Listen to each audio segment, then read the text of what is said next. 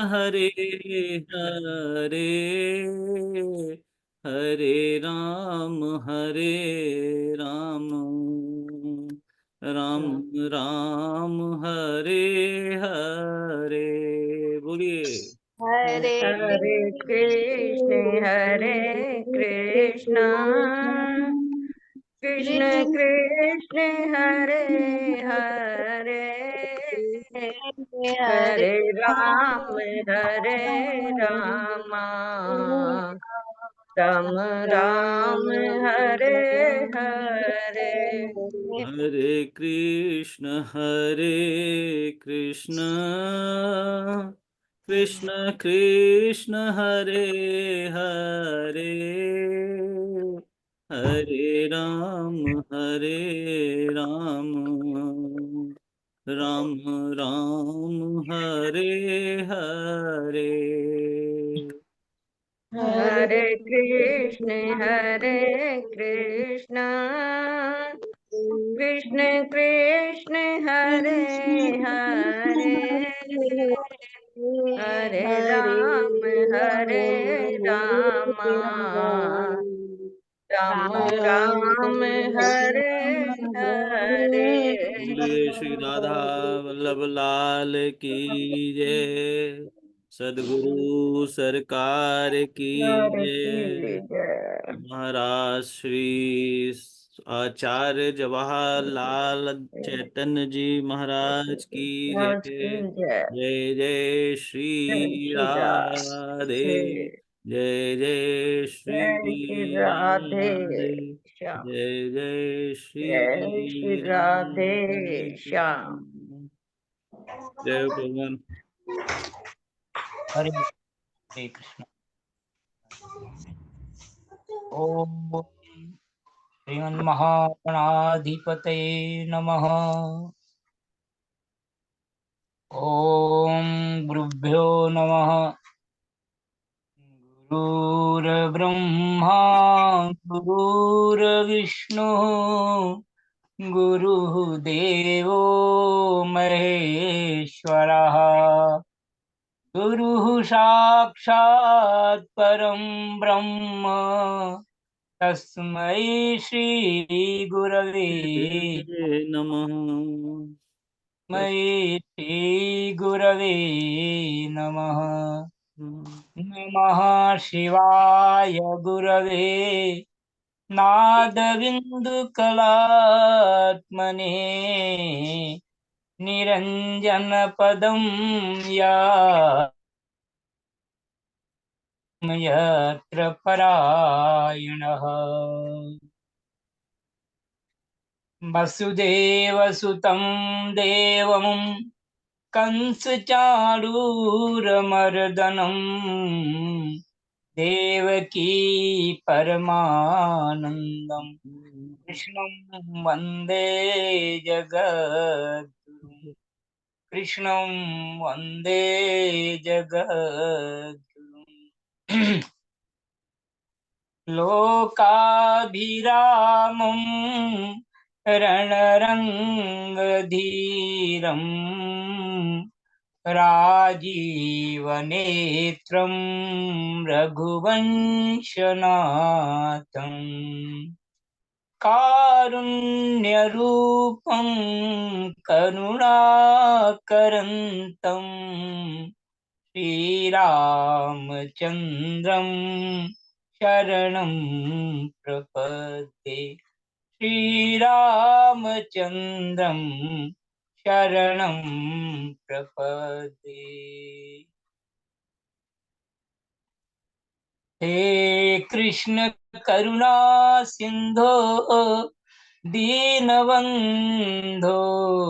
जगत्पते गोपेश गोपिका कान्त राधाकान्त नमोऽस्तु ते। तप्त कांचन गौरांगी राधे वृंदावनेश्वरी वृषभानुसुते देवी प्रणमामि हरे प्रिये, प्रणमामि हरे प्रिये। कृष्णाय वासुदेवाय हरये परमात्मने प्रणतक्लेशनाशाय गोविन्दाय नमो नमः। सच्चिदानन्दरूपाय विश्वोत्पत्त्यादिहेतवे तापत्रयविनाशाय श्रीकृष्णाय वयं नुमः। श्रीकृष्णाय वयं नुमः। नमः कमलपादाय नमः कमलमालिने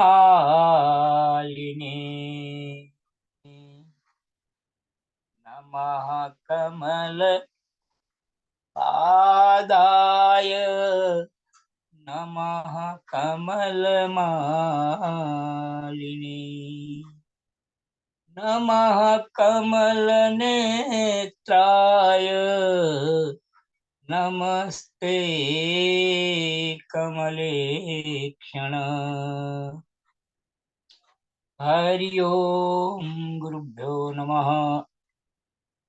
अतुलितबलधामं हेमशैलावदेहं तनुजवनकृशानुं ज्ञानिनामाग्रगण्यम् सकलगुणनिधानं वानराणामधीशं रघुपतिप्रियभक्तं वातजातं नमामि।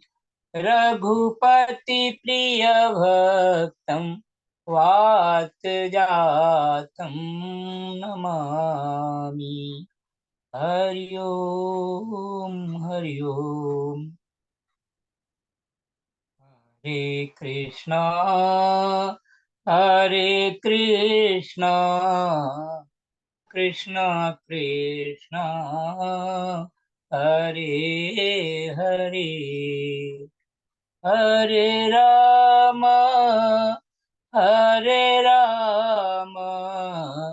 राम राम हरे हरे।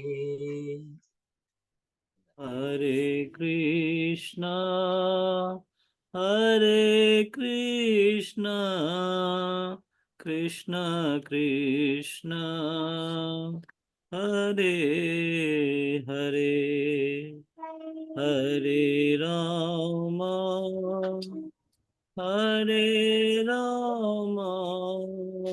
राम राम हरे हरे।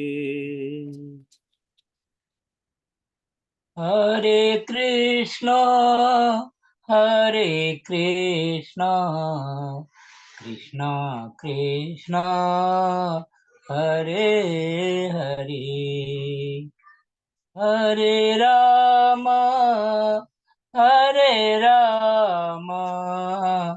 राम राम हरे हरे।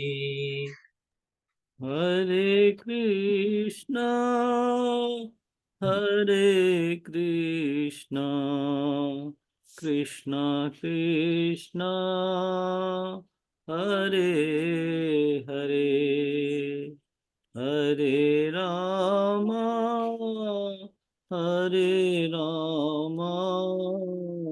राम राम हरे हरे। हरि ओम राम राम हरे हरे। बोलिए सियापति रामचंद्र की जय। जय। सुत हनुमान की जय। की महादेव की जय। जय। सब संतन की जय। जय। ओम श्री कृष्ण शरणं मम। मम श्री कृष्ण शरणं मम। आज के इस श्रीमद् भागवत महापुराण के 9वें स्कंध के पारायण में आज विंशो अध्याय का क्रम है। आप सभी हमारे सज्जन भक्तों का, साधकों का, संतों का हृदय से अभिनंदन है। आप पर भगवत कृपा बनी रहे, यह अभ्यास नित्य निरंतर चलता रहे, परमात्मा का प्रेम नित्य निरंतर हमारे हृदय में बना रहे, हमारा जीवन ईश्वरमय हो, ब्रह्ममय हो, ऐसी भगवान से प्रार्थना है। आइए हम शुभारंभ करते हैं। महामुनि वेद व्यास जी को नमन करते हुए, सुखदेव जी महाराज परमहंस को नमन करते हुए हम कथा का आरंभ करते हैं आज की। अथ द्वाविंशो अध्यायः। पांचाल, कौरव और मगध देशीय राजाओं के वंश का वर्णन है इसमें। जैसा आप जानते हैं, इस कथा में राजाओं के वंशों का वर्णन है। भागवत शब्द का मतलब क्या है? हम भागवत कहते किसे हैं? भागवत हम किसे कहते हैं? भागवत जो है, आप में से कोई बताने की स्थिति में है भागवत शब्द का मतलब क्या है जी? हम भागवत श्रवण, श्रीमद भागवत जी का हम श्रवण तो कर रहे हैं निरंतर, और भागवत शब्द का अर्थ क्या है आप कोई बताएंगे? श्री प्रभु जी, मैं बताने की थोड़ी सी प्रयास करता हूँ। मुझे पीछे जाओ। श्रीमद् भागवत, जहाँ पर भगवान कृष्ण के लीलाओं का वर्णन हो, उसके रस की अनुभूति हो, रसोपान हम लोग कर पाए, तो श्रीमद् भागवत कथा हमारा तो यही समझना है। आप इसको विस्तार से कहेंगे तो ज्यादा हमें समझ में आएगा। बहुत ही सरल है भागवत। कहते हैं जन्मांतरे भवेत पुण्यम तदा भागवतम लभेत। ये कई जन्मों का पुण्य इकट्ठा होता है, हमारा एकत्र होता है, पुण्य कर्मों का समूह, तब हमको भागवत श्रवण करने का परमात्मा अवसर प्रदान करते हैं। भागवत जो शब्द है, भागवत का मतलब होता है भगवान का भक्त। जो भगवान का है, भगवान का भक्त है, वही भागवत है। तो पूरे श्रीमद् भागवत महापुराण में राजाओं की कथाएं तो हैं, ठीक है, लेकिन भागवतों की कथाएं हैं। जैसे परम भागवतों की कथाएं, परमहंस सुखदेव जी महाराज स्वयं परम भागवत हैं, महामुनि वेदव्यास जी स्वयं परम भागवत हैं। भागवत का अर्थ होता है भक्त। भगवान का भक्त जो है वो भागवत है। तो ये भगवती चेतना हमारे अंदर में, जब तक वो ईश्वरीय चेतना जो प्रसुप्ता अवस्था में रहती है, वो जब तक वो चेतना जगती नहीं है हमारी, हम जड़ जड़वत व्यवहार हमारा संसार में एक जड़ की तरह से होता है, हमारी चेतना के जागृति के अभाव में। और जब तक चेतना हमारी वो जगती नहीं है, जिसको कहते हैं भगवती चेतना, जब तक वो भगवती चेतना, भागवती चेतना नहीं जगती है, तब तक भागवत भी समझ में आता नहीं है। भागवत को, भागवत का रस जो है हमको धीरे धीरे मिलता है। और आप सभी पुण्यात्मा है कि आप भागवत जी के साथ जुड़े हैं। और क्योंकि बहुत सारे लोग हैं, क्यों क्यों भागवत जी के साथ नहीं जुड़ते, ऐसा होता है। तो ये भागवतों की कथा है। प्रहलाद जी जैसे हैं, ध्रुव जैसे भागवत हैं, परम भागवत हैं। सुखदेव जी महाराज स्वयं परम भागवत हैं। अनेकों अनेकों राजा, भरत, भरत की कथा आती है, परम भागवत हैं। ऐसे अनेकों भागवतों की कथा है कि हम भागवत रस का हमको भक्तों के इन कथाओं के इनको सुन करके हमारे हृदय में भक्ति का रस जागृत हो जाए, हमारा हृदय भी भक्ति के रस से आप्लावित हो जाए, भर जाए, ऐसा जो है ऐसी अवस्था बन जाए, तो भागवत का हमारे लिए पठन पाठन श्रवण, कहते हैं देखिए 3 बातें होती है जी हम आरंभ करने से पहले, क्योंकि आरंभ तो कथा तो हम सुनते ही हैं, और इसमें 3 बातें विशेष महत्व रखती हैं। एक तो है जैसे भागवत जी में आया कि श्रवणम कीर्तनम विष्णोः स्मरणम पाद सेवनम अर्चनम वंदनम दास्यम सख्यम आत्मनिवेदनम। श्रवणम कीर्तनम विष्णु, भगवान का हम ये 9 प्रकार की बातें बताई गई। श्रवण हो, कीर्तन हो, श्रवण कीर्तनम विष्णु, स्मरण हो, पाद सेवन हो, भगवान के चरणों की सेवा हो, है अर्चन हो, पूजन हो, अर्चनम वंदन हो, अर्चनम वंदनम, और दास्य भाव से हो, सख्य भाव से हो, मैत्री भाव से हो, ऐसे भगवान को हम अपना सुहृद समझे, परम हितैषी समझे। तो ये बात जो है हमको समझनी चाहिए। श्रवण हो, श्रवण के बाद जो है मनन हो, जो हम सुने उस पर हमारा मनन हो, अपने मन में विचार करें, चिंतन करें, और उसके बाद जो है उसको बोलते हैं निधिध्यासन। तीसरी बात है निधिध्यासन, कि हम उसका अपने उसको हृदय में उतारे, वो जो है हम उसका ध्यान करें। ये 3 बातें महत्व रखती हैं श्रवण में, और श्रवण का बड़ा महत्व है। भगवान ने, गोस्वामी तुलसीदास जी ने भी कहा है, प्रथम भगति संतन कर संगा, दूसर रति मम कथा प्रसंगा। पहली भक्ति तो भगवान ने बताया कि संतों का साथ हो, और श्रवण दूसरी भक्ति बताया कि मम कथा प्रसंगा, मेरी कथा का श्रवण हो, तो वहां भी वही बात बताई। और श्रवण से मतलब है कि हम जब श्रवण कैसे करेंगे, संत का साथ होगा, कि कोई ऐसा हमको ऐसा व्यक्ति मिल जाए, ऐसा महापुरुष, ऐसा ज्ञानी समझदार, इसका विवेक जागृत हो, तो वही हमको श्रवण करा सकता है। ऐसी कथा का भगवान की अमृत कथा है। आइए हम आरंभ करते हैं। कहते हैं सुखदेव जी महाराज कहते हैं, पांचाली वंश हुआ है। पांचाली आप नाम सुने होंगे, कौरव वंश हुआ है, और मगध देश, ये मगध के राजा जरासंध था। ये तीन प्रकार के राजाओं की वंशों के बारे में इस कथा में हम श्रवण करने जा रहे हैं। बोलिए श्री कृष्ण भगवान की जय, बोलिए श्री राधा रानी की जय। ये शुभवाच मित्रेयुश्च दिवो दासाच्च वनस्तत्तुतो नृप, सुदासः सह देववत् सोमको जन्तु जन्म कृत, तस्य पुत्रशतं तेषां यवीयान् पृच्छतः सुतः, द्रुपदो द्रौपदी तस्य धृष्टद्युम्ना दयः सुताः। सबसे पहले बता रहे हैं श्री पांचाल वंश की बात बता रहे हैं, जहां पे पांचाली से जहां से संबंध रखती हैं। पांचाली आप जानते हैं। श्री सुखदेव जी कहते हैं, हे परीक्षित, दियोदास का पुत्र था मित्रेयु। मित्रेयु के 4 पुत्र हुए, च्यवन, सुदास, सहदेव और सोमक। और सोमक के 100 पुत्र थे। उनमें सबसे बड़ा जंतु और सबसे छोटा पृषत था। पृषत के पुत्र द्रुपद थे। देखिए, अब द्रुपद से शुरू होती है जो महाभारत की कथा आती है, उसमें द्रुपद की, राजा द्रुपद की बात आती है।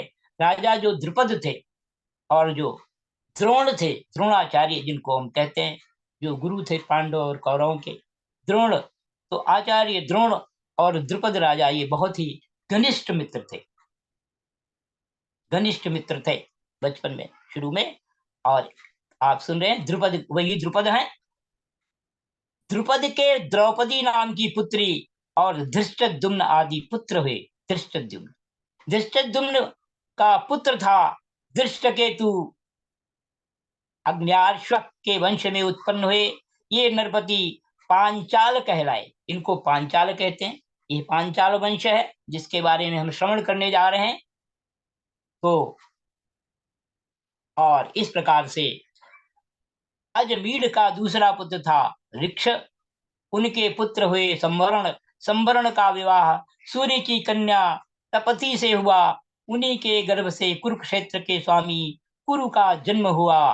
कुरु के 4 पुत्र हुए, परीक्षित, सुधन्वा, जन्नु और निषधाश्व। इस प्रकार से कथा चल रही है।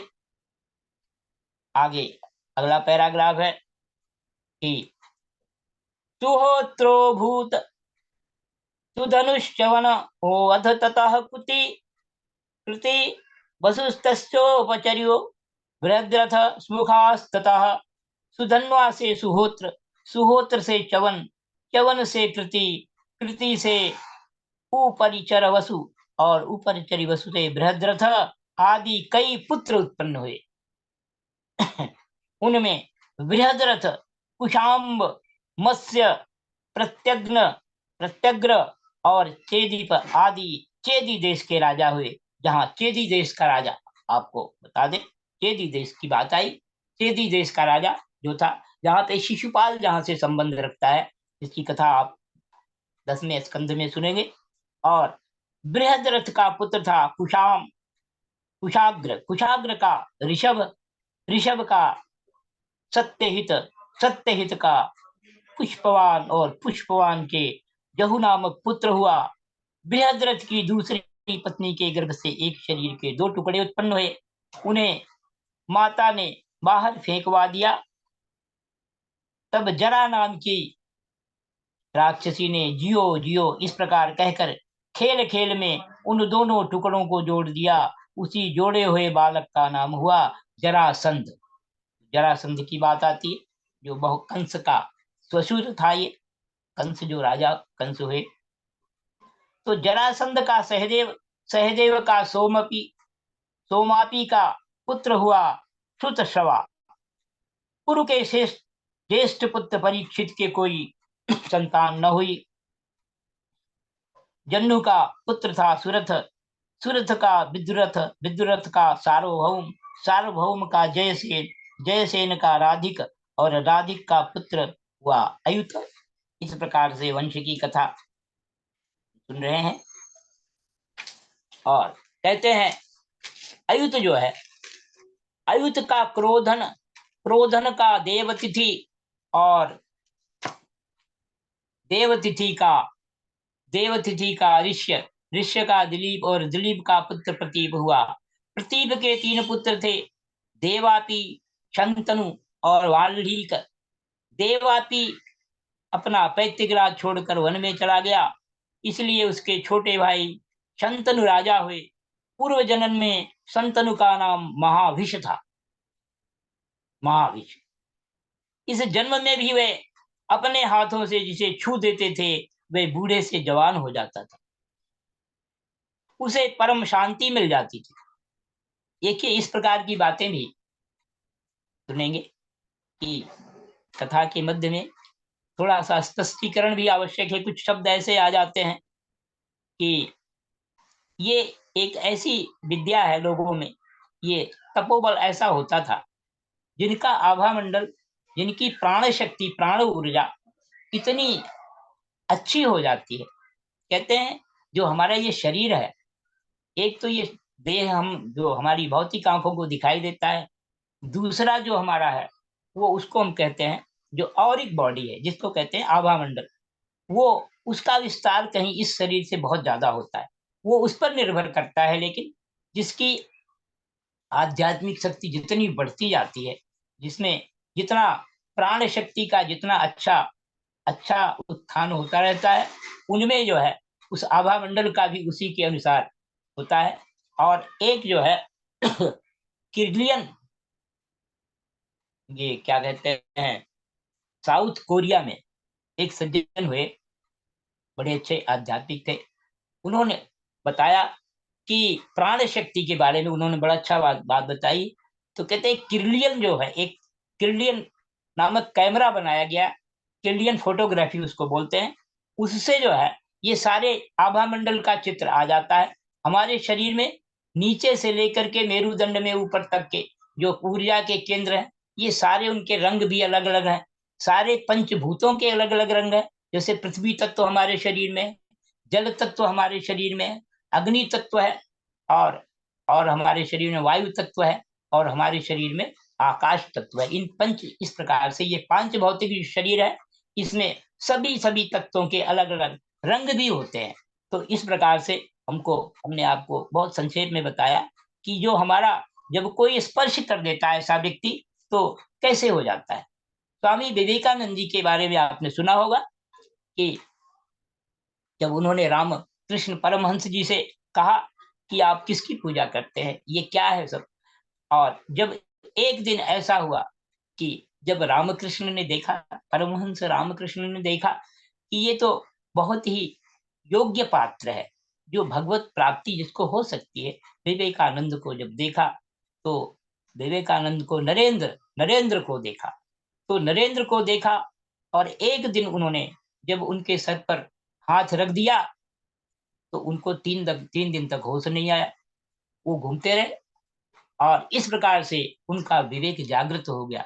ये होती है गुरु की कृपा। तो ऐसे जो है, यहाँ पे प्रसंग दूसरा है, कहते हैं जब जन्म में भी वह अपने हाथों से जिसे छू देते थे, वह बूढ़े से जवान हो जाता था, उससे परम शांति मिल जाती थी। कथा आरंभ हो रही है इधर से, बीच में हमने थोड़ा सा आपको बताया। कथा का क्रम है 13वें श्लोक तक हम पहुंचे हैं। शांतिम आपनोति चैवाग्र्यं कर्मणा तेन शन्तनु समाद्वादश तद्राज्ये नववर्ष यदा विभु। विभु जो है, विभु कहते हैं शरीर, कहते हैं ऐसा शरीर हो जाता था कि जिसको वो स्पर्श कर देते थे, वो परम शांति मिलती थी। इसी करामात के कारण उनका नाम शंतनु हुआ। शंतनु हुआ, शांति मिल जाती थी, इसलिए नाम शंतनु। एक बार शंतनु के राज्य में, उनका महाभीष था पहले नाम। हाँ, देखिए, एक बार शंतनु के राज्य में 12 वर्ष तक इंद्र ने वर्षा नहीं की। इस पर ब्राह्मणों ने शंतनु से कहा कि तुमने अपने बड़े भाई देवापी से पहले ही विवाह, अग्निहोत्र, राजपद को स्वीकार कर लिया। तुम परिवेता हो, इसी से तुम्हारे, परिवेता शब्द आया है, परिवेता का जो है अर्थ दिया गया है यहाँ पे, दाराग्निहोत्र संयोगम कुरुते जो अग्रजे स्थिते परिवेत्ता सविज्ञेयः परिवेत्तिस्तु पूर्वजः। अर्थात जो परिवेत्ता शब्द आया है, जो पुरुष अपने बड़े भाई के रहते हुए उससे पहले ही विवाह और अग्निहोत्र का संयोग करता है, उससे परिवेत्ता जानना चाहिए, और उसका बड़ा भाई परिवीति कहलाता है। तो इसी से तुम्हारे राज्य में ये बताया। तो अब यदि तुम अपने नगर और राष्ट्र की उन्नति चाहते हो, तो शीघ्र से शीघ्र अपने बड़े भाई को राज्य लौटा दो। अब जब ब्राह्मणों ने शंतनु से इस प्रकार कहा, तब उन्होंने वन में जाकर अपने बड़े भाई देवापी से राज्य स्वीकार करने का अनुरोध किया। परंतु शंतनु के मंत्री अश्वरात ने पहले ही उनके पास कुछ ऐसे ब्राह्मण वेद दिए थे, जो वेद को दूषित करने वाले वचनों से देवापी को वेद मार्ग से विचलित कर चुके थे। और इसका फल ये हुआ कि देवापी वेदों के अनुसार गृहस्थाश्रम स्वीकार करने की जगह उनकी निंदा करने लगे, और इसलिए वे राज्य के अधिकार से वंचित हो गए। और तब शंतनु के राज्य में वर्षा हुई। देखिए, वर्षा का भी कितना संबंध है। अभी शायद भगवत गीता में भी आया है ये प्रसंग, वर्षा की बात हम कर रहे हैं, वर्षा की चर्चा आ रही है कि वर्षा होती है। तो वर्षा होती कैसे है? आप जानते हैं कि हमारे यहाँ यज्ञ का विधान रहा है। यज्ञ कई रूपों में भगवत गीता में कई प्रकार से यज्ञ का निरूपण, यज्ञ की चर्चा की गई है। यज्ञ को भगवान ने बताया है, योगेश्वर भगवान श्री कृष्ण ने। तो कहते हैं यज्ञ जो है, यज्ञ होती है, यज्ञात भवति पर्जन्यो यदि वर्षति। कहते हैं यज्ञ जो होती है, यज्ञ कार्य से क्या होता है, पर्जन्य बादल होते हैं, और फिर जो है वर्षा होती है। और वर्षा होती है तो क्या होता है, अन्न की उत्पत्ति होती है। अन्न से प्राणियों का संपोषण होता है, उनका संवर्धन और उनका जन्म होता है, वो आगे सृष्टि चलती है। तो सृष्टि का क्रम जो है, जो सृष्टि का सृष्टि आगे चलती है वो यज्ञ के भाव से चलती है। तो हमारा जीवन भी यज्ञ ही हो, ऐसी भगवान ने गीता में बताई है अर्जुन महाराज को। तो हम कहते हैं राज्य में वर्षा हुई, कहते हैं कैसे, तो देवापी, इस समय भी नहीं तो वर्षा भी। लोगों ने कहा कि देखो वर्षा जो होती है ये जब तक ये हमारे पुण्य, इस प्रकार के यज्ञ जो पहले हुए हैं उनके पुण्यों का संग्रह है जो आज वर्षा हो रही है। जिस दिन ये पुण्य क्षीण हो जाएंगे तो वर्षा होनी बंद हो जाएगी, ऐसा भी भगवत गीता में व्याख्या आई है। तो कहते हैं देवापी जो था वो शांतनु का जो भाई था बड़ा, इस समय भी योग साधना कर रहे हैं और योगियों के प्रसिद्ध निवास स्थान कलाप ग्राम में रहते हैं। जब कलयुग में चंद्रवंश का नाश हो जाएगा तब सत्ययुग के प्रारंभ में वे फिर उसकी स्थापना करेंगे। और शंतनु के छोटे भाई पांडीक का पुत्र हुआ सोमदत्त, सोमदत्त के 3 पुत्र हुए भूरी, भूरिश्रवा और शल। और शंतनु के द्वारा गंगा जी के गर्भ से नैष्ठिक ब्रह्मचारी भीष्म का जन्म हुआ। आपने महाराज शंतनु के बारे में सुना है, शंतनु का किस प्रकार से गंगा जी के गर्भ से नैष्ठिक ब्रह्मचारी भीष्म जी का नाम आता है। ऐसे भीष्म जी जिन्होंने भीष्म प्रतिज्ञा जिनकी बहुत ही लोकप्रिय है, आप जानते हैं, भीष्म लोगों को पता है। तो कहते हैं वे समस्त धर्मज्ञों के सिरमौर और भगवान के परम प्रेमी भक्त हुए और परम ज्ञानी थे। वे संसार के समस्त वीरों के अग्रगण्य नेता थे। औरों की तो बात ही क्या, उन्होंने अपने गुरु भगवान परशुराम को भी युद्ध में संतुष्ट कर दिया था। शंतनु के द्वारा दाश राज्य की कन्या के गर्भ से 2 पुत्र हुए, चित्रांगद और विचित्रवीर्य। ये आपने भागवत की कथा में, आपने भागवत में जो क्या कहते हैं महाभारत में सुना है सारी कथा कि किस प्रकार से जो है महाराज शंतनु के 2 पुत्र हुए थे, चित्रांगद और विचित्र। और ये दाशराज की कन्या है, दाशराज की कन्या से हुए। यह कन्या वास्तव में ऊपरिचरा वसु के मछली के गर्भ से उत्पन्न, किंतु दासों केवटों के द्वारा पालित होने से वह केवटों की कन्या कहलाई। तो आगे आता है इसी दाशराज जो था, इसी की कन्या सत्यवती से पराशर जी के द्वारा मेरे पिता भगवान के कलावतार स्वयं भगवान श्री कृष्ण द्वैपायन व्यास जी अवतीर्ण हुए थे। ये सुखदेव जी महाराज बता रहे कि जो महामुनि व्यास जी हैं उनका पूरा नाम जो है श्री कृष्ण द्वैपायन व्यास है। तो वो भी भगवान के अवतार थे और स्वयं उन्होंने वेदों की रक्षा की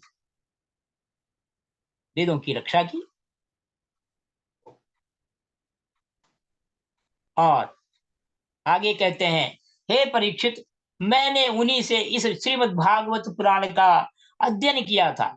स्वयं सुखदेव भगवान महाराज बता रहे हैं कि यह पुराण परम गोपनीय, अत्यंत रहस्यमय। देखिए ये शब्द आता है, ये समझने वाली बात है यहाँ पर कि ये जो पुराण जिसका हम श्रवण कर रहे हैं और यह पुराण कहते हैं परम गोपनीय, अत्यंत रहस्यमय है। देखिए गोपनीय है, गोपनीय कहा गया है और रहस्यमय क्यों कहा गया है, ये बात समझने की है कि गोपनीय इसलिए है कि सर्वसाधारण की समझ में नहीं आती बात। जन्मांतरे भवेत पुण्यम तदा भागवतम लभेत। जन्मांतर के पुण्य होते हैं तब भागवत का हमको श्रवण करने का अवसर मिलता है। तो अब ये है गोपनीय है गोपनीय का मतलब है कि हम ऐसे पात्रों को ही भागवत का श्रवण कराना चाहिए जो वास्तव में जिनमें भगवत प्रेम हो। और अन्यथा जो है वो तो ये हास्यास्पद लोग ऊपर की कहानियों से में फंस जाएंगे और उस क्या बोलते हैं जो भौतिकवाद है उसमें उलझ जाएंगे। अपनी जो व्याख्या है, जो इसकी एनालिसिस करना शुरू कर देते हैं लोग, जो कथाओं के बारे में तमाम प्रकार के नाना प्रकार की बातें करना शुरू कर देते हैं जिनको पता ही नहीं और पता नहीं क्या क्या बातें करते रहते हैं लोग। तो इसलिए कहा गया कि ये गोपनीय है, सबको नहीं बताना, अत्यंत रहस्यमय है और रहस्यमय है। भगवान शंकर ने भी बार बार कहा है कि माता पार्वती को कहा है कि ये ज्ञान जो है परम गोप्यम, परम गोप्य ज्ञान है। जहां भी उन्होंने भगवान की कथा माता पार्वती को सुनाई है तो हमेशा यही कहा है कि ये जो है भगवान की जो ये कथा सुनाई है कि देखो देवी, ये परम गोप्य है। और यही बात जो है योग के बारे में बताई कि ये पात्र को, कहने का मतलब ये है कि जो पात्र है उसी को, उसी के लिए ये भगवान की कथा है। जो सुनने में जिसकी जिज्ञासा है, भगवत प्रेम में जिसकी थोड़ी जिज्ञासा जग चुकी है, इसी से आगे बता रहे हैं, ध्यान देंगे कि सुखदेव जी महाराज आगे बता रहे हैं, कह रहे हैं इसी से मेरे पिता भगवान व्यास जी ने अपने पैल आदि शिष्यों को इसका अध्ययन नहीं कराया। देखिए, मुझे ही इसके योग्य अधिकारी समझा। आप देख लें, भगवान श्री कृष्ण ने भी ऐसे किया। अर्जुन को जब समझा कि ये तो योग्य पात्र है, तभी गीता का ज्ञान दिया। ऐसे जो गुरु होता है, जो परमात्मा है, वो गुरु भी परमात्मा है, परमात्मा गुरु है, एक ही बात है जी। क्योंकि गुरु जो है उसको ईश्वर प्राप्ति जब उसका जग जाता है तो भगवत ईश्वर के जैसा ही होता है। तो कहते हैं कि गुरु ज्ञान जो है योग्य पात्र को, कहते हैं मुझे योग्य पात्र समझा इसके लिए, और मुझे ही बताया ये कथा, और किसी को गोपनीय कथा है, रहस्यमय कथा है, तो उसके लिए सुखदेव जी महाराज कहते हैं कि मेरे पिता महामुनि वेदव्यास जी ने मुझे बताया। एक तो मैं उनका पुत्र था, आगे देखे, एक तो मैं उनका पुत्र था और दूसरे शांति आदि गुण भी मुझ में विशेष रूप से थे। शंतनु के दूसरे पुत्र विचित्र वीर्य ने काशीराज की कन्या अंबिका और अंबालिका से विवाह किया तथा आप परिचित होंगे। उन दोनों को भीष्म जी स्वयंवर से बलपूर्वक ले आए थे। विचित्रवीर ने अपनी दोनों पत्नियों में इतना आसक्त हो गया था कि उसे राज्य क्षमा रोग हो गया, राज्य क्षमा रोग हो गया। देखेंगे, सुनेंगे, राज्य क्षमा जो है ये टीबी के लिए आता है, टीबी की बीमारी जैसे कहते हैं, ट्यूबरक्लोसिस, उसकी मृत्यु हो गई। माता सत्यवती के कहने से भगवान व्यास जी ने अपने संतानहीन भाई की स्त्रियों से धृतराष्ट्र और पांडु दो पुत्र उत्पन्न किए। उनकी दासी से तीसरे पुत्र विदुर जी हुए। ये कथा से आप सुपरिचित हैं। और बहुत ही गांधार्यां दृष्टिराष्ट्रस्य यज्ञे पुत्र शतं नृप तत्र दुर्योधनो ज्येष्ठो दुश्शला चापि कन्यका। और कहते हैं, हे परीक्षित, धृतराष्ट्र की पत्नी थी गांधारी, उसके गर्भ से 100 पुत्र हुए। उनमें सबसे बड़ा था दुर्योधन, कन्या का नाम था दुश्शला। पांडु की पत्नी थी कुंती, शापवश पांडु स्त्री का प्रसंग में नहीं रह सके, तो इसलिए उनकी पत्नी कुंती के गर्भ से धर्म, वायु और इंद्र के द्वारा क्रमशः युधिष्ठिर, भीमसेन और अर्जुन नाम के 3 पुत्र उत्पन्न हुए। ये तीनों के तीनों महारथी थे।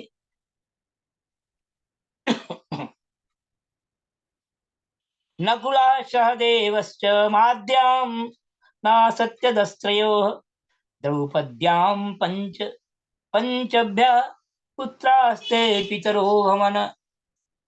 पांडु की दूसरी पत्नी का नाम था माद्री। दोनों अश्विनी कुमारों के द्वारा उनके गर्भ से नकुल और सहदेव का जन्म हुआ। और आगे सुखदेव महाराज कहते हैं कि इन 5 पांडवों के द्वारा द्रौपदी के गर्भ से तुम्हारे 5 चाचा उत्पन्न हुए। इनमें से युधिष्ठिर के पुत्र का नाम था प्रतिविंध्य, भीमसेन का पुत्र था श्रुतसेन, और अर्जुन का श्रुतकीर्ति, और नकुल का शतानीक, और सहदेव का श्रुतवर्मा। इस प्रकार से द्रौपदी के पुत्रों की बात है। और इनके सिवा युधिष्ठिर के पौरवी नाम की पत्नी से देवक, और भीमसेन के हिडिंबा से घटोत्कच, और काली से सर्वगत नाम के पुत्र हुए। सहदेव के हरिओम सहदेव के भीमसेना, पर्वत कुमारी विजया से सुहोत्र, और नकुल के करेणुमति से निरमित्र हुआ। अर्जुन द्वारा अर्जुन द्वारा नागकन्या उलूपी के गर्भ से ईरावान और मणिपुर नरेश की कन्या से बभ्रुवाहन का जन्म हुआ। बभ्रुवाहन अपने नाना का ही पुत्र माना गया, क्योंकि पहले से ही ये बात तय हो चुकी थी। और आगे बताते हैं, तव तातः सुभद्रायाम अभिमन्युरजायत सर्वातिरथ जिदवीर पुत्रायाम ततो भवान। जो महत्व की कथा, ज्यादा महत्व की बात बताई जा रही। कहते हैं कि अर्जुन की सुभद्रा नाम की पत्नी से तुम्हारे पिता अभिमन्यु का जन्म हुआ। महाराज परीक्षित को बता रहे हैं सुखदेव जी, और कह रहे हैं कि वीर अभिमन्यु ने सभी अतिथियों को जीत लिया था। सभी अतिरथियों को, सभी अतिरथी महारथी जो थे, अभिमन्यु के द्वारा उत्तरा के गर्भ से तुम्हारा जन्म हुआ। और इस प्रकार से परीक्षित महाराज के जन्म के बारे में बताया। और परीक्षित सुखदेव जी महाराज कह रहे हैं कि उस समय कुरुवंश का नाश हो चुका था। अश्वत्थामा के ब्रह्मास्त्र से तुम भी जल ही चुके थे, परंतु भगवान श्री कृष्ण ने अपने प्रभाव से तुम्हें उस मृत्यु से जीता जागता बचा लिया। देखिए, ये जो कथा आई है महाराज परीक्षित की। परीक्षित शब्द का मतलब ही क्या है? One who is already examined, जो पहले ही जिसकी परीक्षा हो चुकी है वही परीक्षित है, जिसकी परीक्षा हो चुकी है। क्योंकि और इस प्रकार से वर्ग से, क्रिया से ये जो है संज्ञा बन गई, नाम परीक्षित हो गया तुम्हारे। और आपको पता है कि किस प्रकार से अश्वत्थामा ने ब्रह्मास्त्र का प्रयोग कर दिया और भगवान श्री कृष्ण को की सहायता से ही अर्जुन का पुनर्जन्म हो सका। अन्यथा तो सॉरी, क्या कहते हैं, जो महाराज परीक्षित का जन्म हुआ एक प्रकार से वो उनका लगभग जो है वो समाप्ति की स्थिति में थे। भगवान ने कैसे उनको सुभद्रा की रक्षा किया और परीक्षित को उनको बचाना था। तो कहते हैं, हे सुखदेव जी महाराज कह रहे हैं कि तवे में तनयास्तात जनमे जय पूर्वकाः सुतसेनो भीमसेन उग्रसेनश्च वीर्यवान। हे परीक्षित, तुम्हारे पुत्र तो सामने ही बैठे हुए हैं।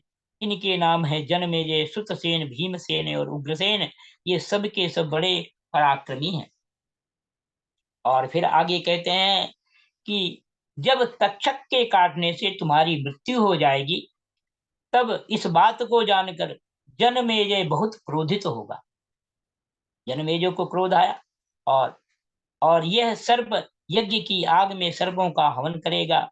यह कावशेय तुर को पुरोहित बनाकर अश्वमेध यज्ञ करेगा और सब ओर से सारी पृथ्वी पर विजय प्राप्त करके यज्ञों के द्वारा भगवान की आराधना करेगा। इस प्रकार से जनमेजय की कथा आती है जी। जनमेजय जो है यहाँ पर, ये फरीदाबाद में इधर एक जगह बल्लभगढ़ है, और वहां पर जो है मैंने उस स्थान को देखा। वहां पे सूरदास जी महाराज की जन्मस्थली है और वहां पे एक छोटा सा मंदिर बनाया है। और सूरदास जी की जो जन्मस्थली है वो बहुत बड़ा प्रांगण है जी। वहीं पर जन्मेजय जी का यज्ञ हुआ था और वहां भी मैं गया था, देख कर आया था। तो इस प्रकार से कहते हैं वहां पर सर्पों ने आकर के, जब उन्होंने यज्ञ आरंभ किया तो सर्पों ने आकर के आत्माहुति दे दी। और आगे जो है कथा आती है, तस्य पुत्रः शतानीको याज्ञवल्क्यात्रयीं पठन् अस्त्र ज्ञानम क्रिया ज्ञानम सौनकात् परमेष्यति। और कहते हैं जन्मेजय का पुत्र होगा शतानीक। वह याज्ञवल्क्य, जो याज्ञवल्क्य ऋषि हुए हैं, आपने सुना है, ऋषि से तीनों वेद, त्रयी विद्या, ये 3 वेद हो गए। मुख्य रूप से 3 ही वेदों के बारे में आता था। बाद में अश्वमेध और बाद में अथर्ववेद की बात आई है। पहले जो है वो 3 ही वेद थे, जिसमें से सामवेद और जो है यजुर्वेद और जो है ऋग्वेद, तीन ही वेदों की बात है। तो त्रयी कह रहे हैं वे याज्ञवल्क्य ऋषि से तीनों वेद पढ़ा, जन्मेजय का जो पुत्र शतानीक है पढ़ेगा, और वेद और कर्मकांड की तथा कृपाचार्य से अस्त्र विद्या की शिक्षा प्राप्त करेगा, एवं शौनक जी से आत्मज्ञान का संपादन करके परमात्मा को प्राप्त होगा। ऐसा जो है सुखदेव महाराज ने बताया। और कहते हैं कि जो शतानीक है, शतानीक जन्मेजय का जो पुत्र, कहते हैं वह सहस्रानीक का अश्वमेधज का असीम कृष्ण और असीम कृष्ण का पुत्र होगा। नेमी चक्र जब हस्तिनापुर गंगा जी में बह जाएगा, तब वह कौशाम्बीपुरी में सुखपूर्वक निवास करेगा। नेमी चक्र का पुत्र होगा चित्ररथ का कविरथ का वृष्टिमान और वृष्टिमान का राजा सुषेण का सुनीत का नृचक्षु का नृचक्षु का सुखी नल और सुखी नल का परिप्लव का सुनय का मेधावी का नृपंजय और नृपंजय का दूर्व और दूर्व का पुत्र तिमि होगा। तिमि से बृहद्रथ से सुदास से शतानीक से दुर्दमन से वही नर से दंडपाणी से निमि और निमि से राजा क्षेमक का जन्म होगा। इस प्रकार मैंने तुम्हें ब्राह्मण और क्षत्रिय दोनों के उत्पत्ति स्थान सोमवंश का वर्णन सुनाया। बड़े बड़े देवता और ऋषि इस वंश का सत्कार करते हैं। यह वंश कलयुग में राजा क्षेमक के साथ ही समाप्त हो जाएगा। अब मैं भविष्य में होने वाले मगध देश के राजाओं का वर्णन कर सुनाता हूँ। श्री सुखदेव जी महाराज ने इस वंश के बारे में बताया, आपने सुना, और मैं समझता हूँ कि मुश्किल नहीं है समझना। भविता सहदेवस्य मारजारिच्युतश्रवाः ततो अयुतस्तस्यापि निरमित्रोऽथ तत्सुतः। कहते जरासंध के पुत्र सहदेव से कौन होगा जी? मारजारी। और मारजारी से सुतश्रवा से अयुतायु और अयुतायु से निरमित्र नामक पुत्र होगा। निरमित्र के सुनक्षत्र के बिहस्तेन के कर्मजित के सुतंजय के विप्र और विप्र के पुत्र का नाम होगा शुचि से क्षेम से सुब्रत से धर्मसूत्र से शम से दुमस्सेन से सुमति और सुमति से सुबल का जन्म होगा। सुबल का सुनीत का सत्यजित का विश्वजित और विश्वजित का पुत्र रिपुंजय होगा। ये सब बृहद रथ वंश के राजा होंगे। इनका शासन काल 1000 वर्ष के भीतर ही होगा। इस प्रकार से पांचाल वंश से लेकर के आगे कुरुवंश की कथा का जी आया है। क्रम राजाओं के नाम का, उनके पुत्रों का नाम का, उनके वंश का, और इस प्रकार से ये कथा जो है समाप्त होती है। और इति श्रीमद्भागवते महापुराणे पारमहंस्यां संहितायां नवमस्कन्धे 22 अध्यायः। हरि ओम। बोलिए श्री कृष्ण भगवान की जय। बोलिए श्री राधा रानी की जय। बोलिए भगवान श्री राम की जय। और आज की कथा में इतना ही। अब हम थोड़ा सा कुछ गुनगुना लें, जो भी आप सुनाना चाहें।